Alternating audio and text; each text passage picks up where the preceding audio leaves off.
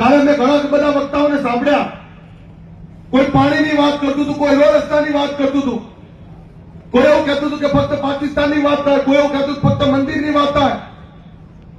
પણ મારે તો દૂર નથી જવું.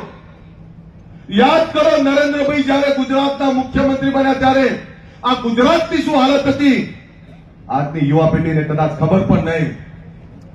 પણ એ ગુજરાત આ એક બનાસકાંઠા છે. બનાસકાંઠાની અંદર ગામોના ગામો પોતાના માલદાર લઈને ઉનાળાની અંદર ખાલી થઈ જતા, પીવાના પાણી માટે તરસતા, ખેતી અને સિંચાઈના પાણીની તો કલ્પના જ ના થઈ શકે. એ બનાસકાંઠા પર આપણે બધાએ જોયું છે. યાદ કરો એ દિવસો જયારે કચ્છની અંદર ટ્રેનથી પાણી મોકલવામાં આવતું, સૌરાષ્ટ્રની અંદર ટ્રેનથી પાણી મોકલવામાં આવતું, અને આપણી તો કમનસીબી છે બનાસકાંઠાની. કુદરત રૂઠે તો આપણે ત્યાં